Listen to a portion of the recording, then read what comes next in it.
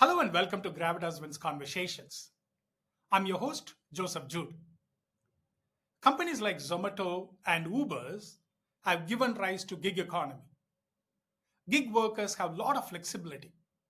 They can choose the type of work, hours of work, but they lack the benefits that the full-time employees get. Can we marry the flexibility with benefits? And my guest asked today, why not? Let's find out. Before we get into the interview, can I request you to subscribe to the podcast, write a review, and share the podcast with your fellow business leaders? Hello, Benji. Welcome to the conversation. Hello, thank you for having me here. Good to see you, Benji. Let's start with this.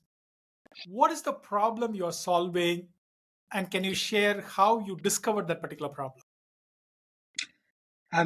I think when you introduced the podcast, you mentioned this really good thing about the rise in gig economy, the flexibility that it offers, and now we are in this new age of work.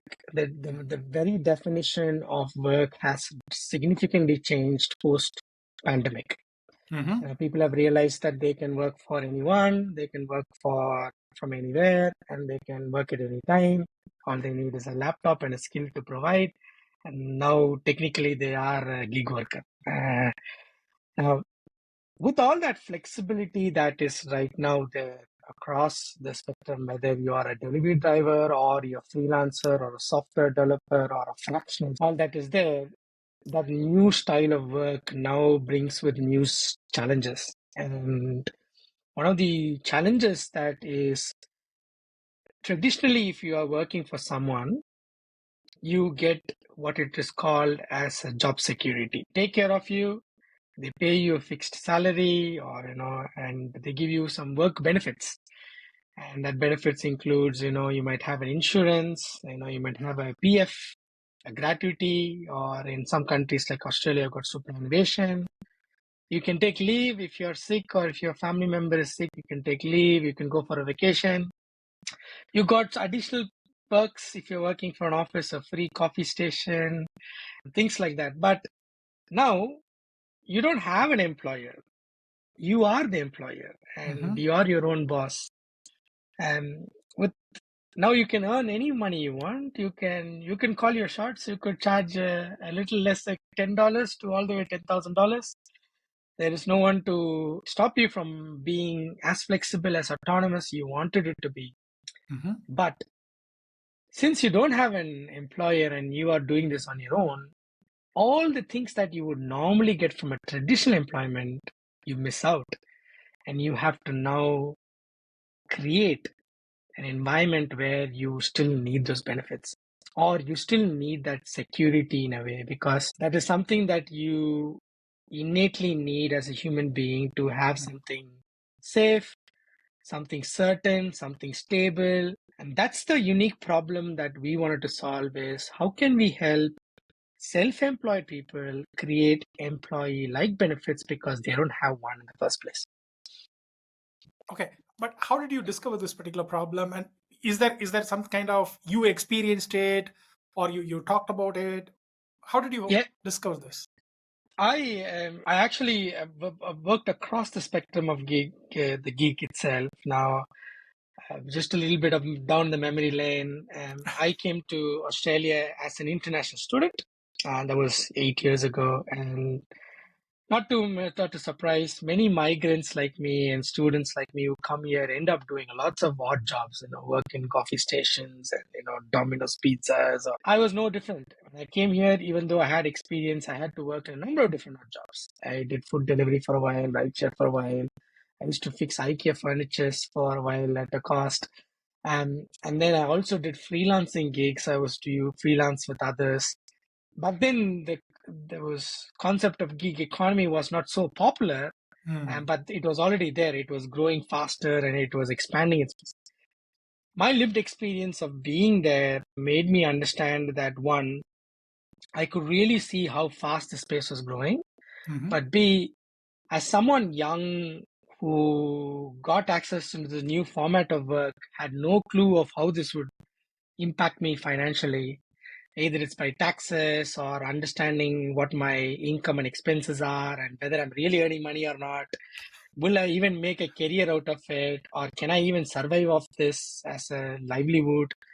That lived experience after many years, when I was kind of finishing off my other startup, I was selling it and exiting that startup. And that was in the middle of COVID. And COVID kind of spotlighted gig economy in a big way. And government started looking at it. Us as individuals started using a lot of delivery services and gig services more. At that point in me, I saw like, I have been there. My team has been there. We have seen the problem. We have experienced the problem ourselves. And we really know what the emotional driver behind people doing this. I think we should be able to solve this. And funny enough that we actually did not intend to start a fintech. It was not in our it was not in our plan. Our plan was, we will go and genuinely assess the problem by talking to gig workers. And then we would figure out how we would solve it. So it was just very problem focused conversation. It's now interesting to see that the journey that we have had is ended up into a fintech company, which my first pitch deck was not at all a fintech company. Okay, so from that onwards, like you started observing this particular problem, you talked to the gig workers, you understood the problem. Can you walk me through the stages or your journey from that to launching this fintech product, which you didn't aim to launch, so to speak? Can you walk me through the journey, please? So a little bit of story, right? So in Australia in 2020, for those who are listening to this episode, there was a few road fatalities where food delivery drivers unfortunately passed away. And it was happening in the middle of COVID. The government started like, who are these people? How can we support them? Are they employees or contractors? Or how do we even define them? They're a bit like an unknown new workforce that is there, and we don't know who they are. And then the government they set a challenge. The Victorian government set a challenge. And the challenge statement was, how do we improve the safety of these gig workers? That's when we jumped on that challenge and we said, you know what, I think we can help. And my previous company was also a safety company. So we're like, oh, we know safety, we know these people, we will go solve it. And over a span of 3 months, we ended up talking to over 10,000 gig workers across Australia. And what we found was, yes, safety is important, but they have a bigger problem than safety. And the guy who's actually delivering your pizza in the cold winter, yes, he wants to be safe, but on top of that, there is actually a financial drive for him to do it. And we wanted to unpack that more, because it seems like that's a bigger and more important problem and a challenge for the gig worker than the safety element in it. And that led us to actually looking at financial security for gig workers. And what happened was, at the end of this research, we came back to the government and said, we are changing the problem statement. As in, we're not going to solve this problem, we're going to solve another problem, but we are confident by solving that problem, the safety problem will also get solved. And in 2021, we started MyGigsters, and it was just a community. Oh, it's a Facebook group. We invited other rideshare delivery drivers, whoever we could find, come and join and have a real open conversation about what is happening. That eventually grew into thousands of members across, our community channels, newsletters, podcast, and everything. And using the community as our initial group, we then built an MVP the same year. But we've only targeted rideshare and delivery drivers at the early on, just to focus on their needs. And our 2021 was our end of 2021. We launched our first MVP for anyone who was into rideshare and delivery drivers. Quickly, that same Christmas that year, we found out that there were lots of other gig workers who also want their problem to be solved. We have dog walkers, pet sitters, musicians, massage therapists, actors, influencers. The list kept on growing. we were like, okay, so we can't just be driver specific anymore. We got to invite others into the community. So 2022, we opened the community to others. And now at this point, we can't have one solution solving one person's problem. We got to figure out what we need to solve for everybody. And that was the pivot for us to go and solve a larger gig workforce needs. Okay. Fast forward, that is brought to today where we are, and we serve a lot of types of gig workers in helping them with their financial services and accessing employee-like benefits. Okay, so you talked about benefits. So let's talk about what are the benefits that you are talking about. Is it you already talked about PF, you already talked about some of the leaves, and then some free coffee that you talked about. So what are the benefits that we are talking about when you are talking about benefits? I think it's open. It's an open statement, actually. What we are encouraging self-employed people is to think about how they wanted to create or structure their lifestyle as a self-employed freelancer or independent contractor. Some of the basics ones are, I keep asking this question to many freelancers. You're waking up tomorrow in the morning and you wanted to take a day off. Normally, you would go into your HR system, find out your leave balance, and you message your boss and say, I'm not coming today, right? And you'll apply leave. But if you're a self-employed, what would you do? 90% of freelancers don't even take a break because they are in the guilt that they will lose potential earning income. Not even actual earning. Potential. What if somebody wants me today and I'm not there? But what if the world exists where you actually have leave? You can create your own leave. Create 5 days of leave. Go to Bali for 2 days, and spend more time with your family. And allowing that to happen is what we wanted to call it as employee benefits. It doesn't need to be one benefit. At the moment, we are encouraging our freelancers to create leave, encouraging them to create a rainy day fund, encouraging them to create parts of money that will potentially be taxes for them. So they can keep their taxes aside so that when the taxes are due, they can pay or they're ready to pay. And they could keep some money aside and contribute into a retirement kind of product, a 401k or superannuation or some kind of product. So you literally can create any benefit of their choice and be able to contribute to that benefit as a personal payroll.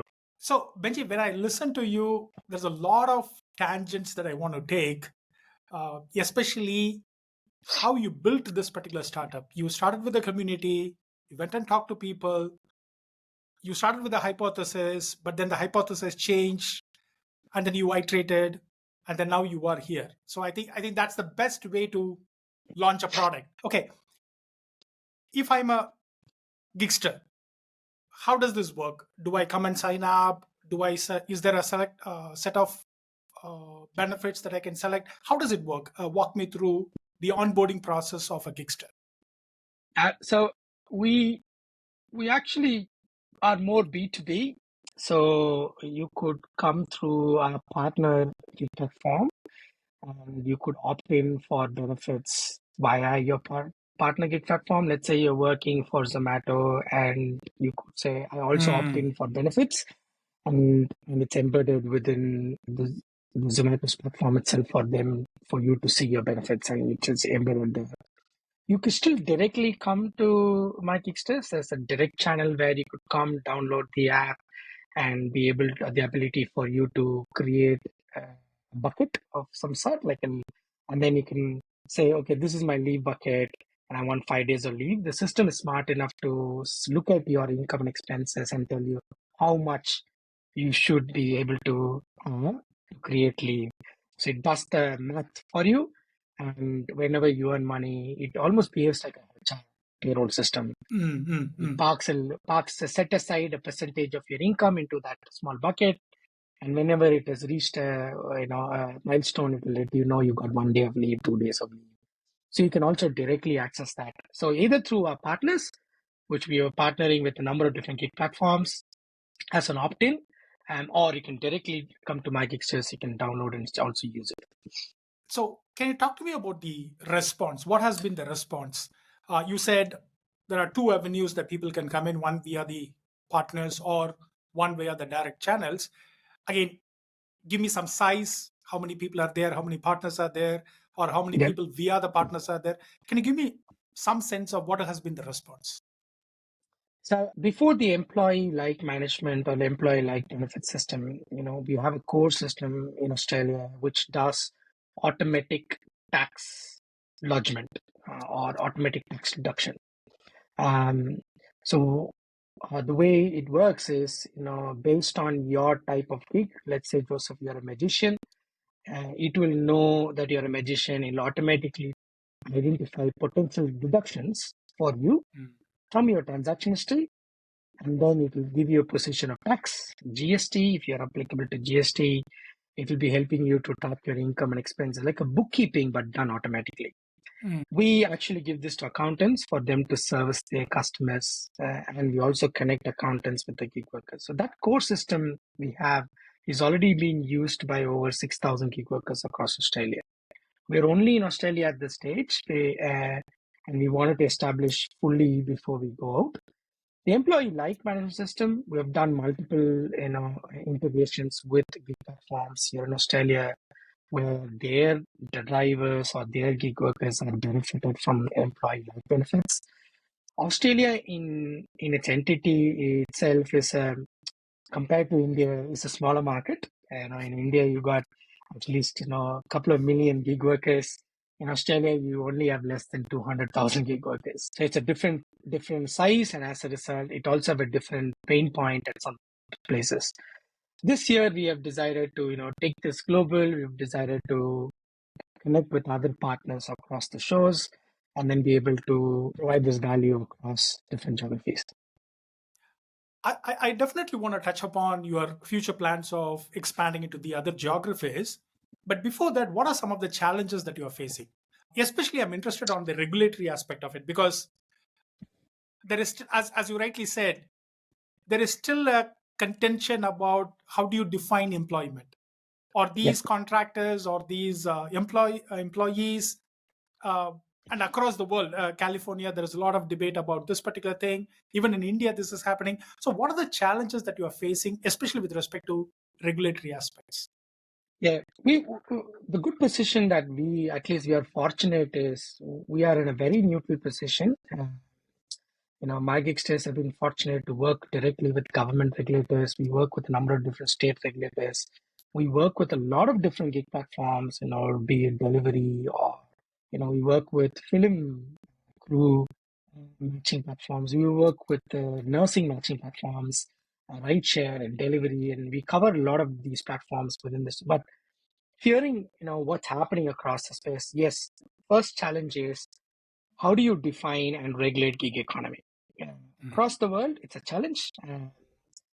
Governments are trying to unpack this in different forms. In the UK, they've got some legislation. US, parts of US have got some legislation. It is still an ongoing evaluation of what this could mean in a regulatory sense. And then the next bit is within gig economy, there is what we call as people with low bargaining power and people with Mm. high bargaining power. You could be a freelancer working for Upwork, right? And where your bargaining power is more. You could say how much ever you wanted to charge. And if they're happy, you work with the client and the client will deliver. But if you're delivering for, like if you're doing Ola, for example, you don't have any bargaining power. You either can accept or reject the delivery. Now that brings another complexity is who do you protect? Now person has more bargaining power, looks to seem have more flexibility and autonomy. A person less bargaining power has a restriction in how they could actually navigate the gig economy. And Mm. so this is an ongoing space. We don't know many things that's could or couldn't happen. But on the other side is fintech in itself is a regulatory thing, Mm. especially when you're handling money or handling financial data. Governments like India and Australia have very strong regulatory compliance to go through. It's expensive, it's highly compliance driven, highly license driven. So I'm merging up. It looks like I've got two challenges in one. So for me to, those are the key aspects of my Geeksters challenges. One, the regulatory definition of it, and two, how to build a scalable fintech product that is both compliant and also regulatory ready. Okay. Given these kinds of different regulatory aspects in different geographies, I'm sure APAC has a different regulatory framework than the UK and the US, and India has a different framework. And especially as you rightly said, purely from a labor perspective as well as from a fintech perspective, how are you planning to take this concept across different geographies? Are you planning to go by yourselves, or are you planning to launch with a partnership? What are your ideas on this? So we're definitely taking a partnership driven go to market. And that's because the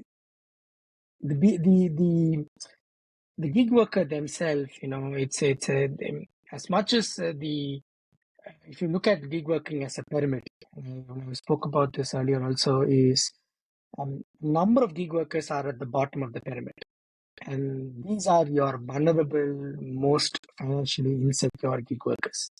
And they often are, you don't need any skill to do this gig workers. You just probably need a cycle and a bike, and you start doing it from the get go. And I'm not saying they're not skilled, but the job doesn't require much skill, and they're also the ones that have low bargaining power. Um, and then if you go a little bit top, you need to have a bit of skill. You become I'm a designer, graphic designer, I'm a photographer, I'm a gamer. And then you choose that individual skill, and then you become a gig worker or freelancer. And then you go a little bit top, you have a very specific niche skill and probably a lot of experience in delivering that skill. You could be a blockchain um, developer who specifically worked in blockchain, or you could be a consultant working in a specific industry. And then the pyramid stops at the top, where you become really an executive level, and that's what we call as fractional executives these days. You could be a fractional CTO, fractional CEO, fractional COO. They pretty much provide their experience in return of a dollar figure per hour, or something like that, right? Now, for this pyramid to be able to create trust, to create relationships, it is really important to talk to the people that they are already in build in connection with. And that could be communities, existing businesses, existing government departments, and most importantly, the platform that they're already working. So our focus is to nurture and build those relationships and use them as a channel to enter into a market. The second thing that we are also doing is we consider our solution to be a hybrid between traditional finance and decentralized finance. I'm not going to unpack that a lot into the session because people are like, oh my God, this is too much of crypto, or not crypto. But there is an infrastructure layer that we are tapping into that is called decentralized finance. The customer wouldn't need to interact with it. It's under the hood. It's for us to create a more scalable, secure, and open, transparent system where we'll still be compliant, still be regulated. We'll go with all the regulations that is required to be done, but we will do it in a much more scalable, more cost efficient way than traditional finance. So it's a traditional part and a decentralized part between. So that gives an advantage. Bringing tech into that solution. Yes, yes. Benji, you talked about the pyramid. I like that particular pyramid.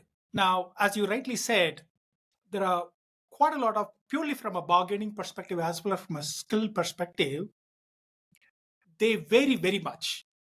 Yes. Would one platform be able to cater to the needs of the different strata of that particular pyramid? When you say one platform, are you meaning one platform like my just be able Yeah, to? yeah. So Um, even I think the answer is yes. I think the answer is yes. And there's a bit of a user here, right? Like everybody wants to be healthy, and you say, okay, you want to be healthy? Yes, yes, yes. Okay, so if you want to be healthy, you got to go to the gym 3 times a week. You got to eat healthy food. Would you do that? Yes, yes, yes. And then you meet them after 10 days or 1 month. It's like, oh, did you go to the gym? It's like, no, no. Did you eat healthy food? No, no, no. So what that means is there is intent.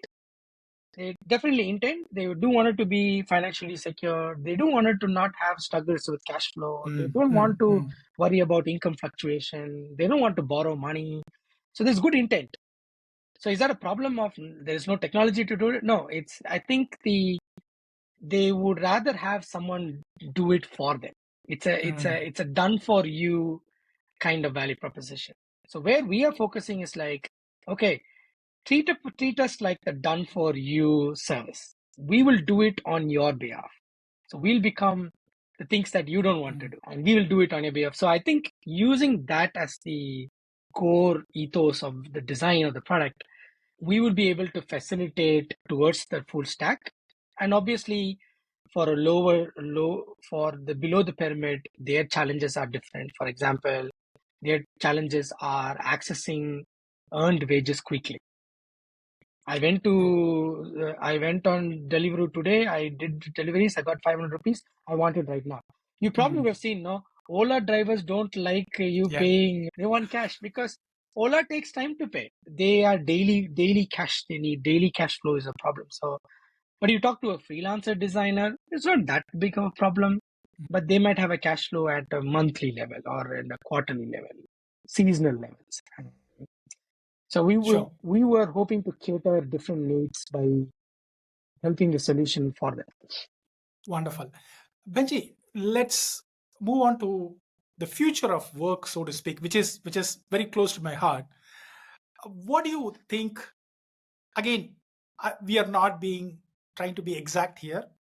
Since you are running this particular platform, since you have talked to a lot of folks, what's the kind of a trend that you see, especially with this remote working, open AI, and all the Gen AI coming up?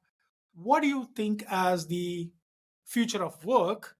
And within that, how do you think your platform will fit in? I think we are in that we are in the timing of this new workforce evolution, and some of the key indicators and trends that we are seeing. We started MyGigsters with only 2 type of gig workers, right? Today, MyGigsters have 60 type of gig workers. Half of them I don't even know it's actually a real job. You can really earn money, and that's so fascinating to see how work has been democratized and made it on demand and on access. That's one. Number two, people have realized that flexibility and autonomy and variety challenges are more important to them than working for a company for very long. Back were the days where you will be really appreciated and acknowledged if you've been working for a company for more than 5 years or 10 years. There's long service awards. If you see someone like a Gen Z and they ask you how long you've been in a company, you say 5 years. Like, is there something wrong with you? So the younger generation are brandless. They wanted to work on exciting projects, impact projects. They wanted to have variety. That being aside, from a work perspective, the economy is also forcing people to pick up jobs at once. Across the board from the US to UK, around Japan and Australia, inflation is high.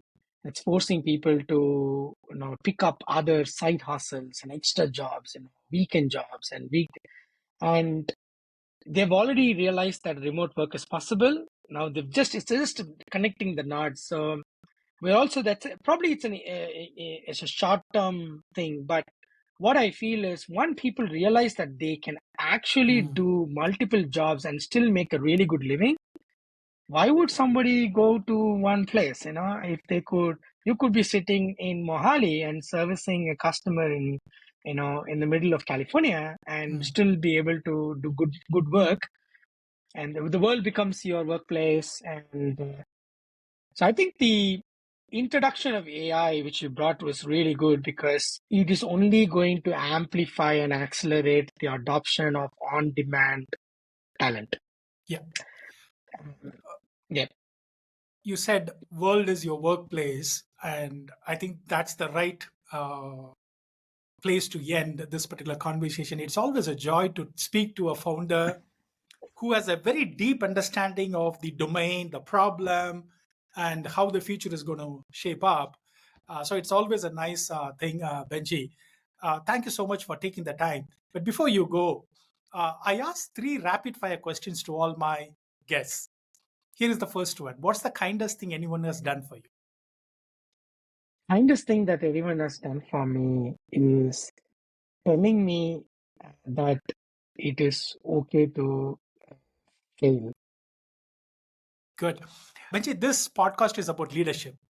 In that sense, what is the best leadership quality and who has exhibited you it in your life? Oh, I've been fortunate to work with amazing leaders. The straightforward quote that I get from the best leaders that I work with is you be strong on things but soft on people. Mm. The Mm. leadership's role is to serve and not to be served. So I'm a big believer of servant leadership, and I've been fortunate to have amazing leaders that I worked with, all of them. Thank you. Finally, what is the definition of living a good life? Living a good life is actually being in peace with you. And Okay. yes, it's very simple. It's, are you really happy and are you at peace? And if you're at peace, that means you're having a good life. Fantastic. Thank you so much, Benji, for taking the time. I know it's late in the evening, night in Australia. Thank you so much for taking the time to talk to me, Benji. No, thank you so much. Really good questions, and I really look forward to more of your episodes coming out and talking more of this conversation. So thank you so much for having me here. Thank you. I hope you enjoyed our conversations. If you like the conversation, please share the podcast with others. Have a life of wins.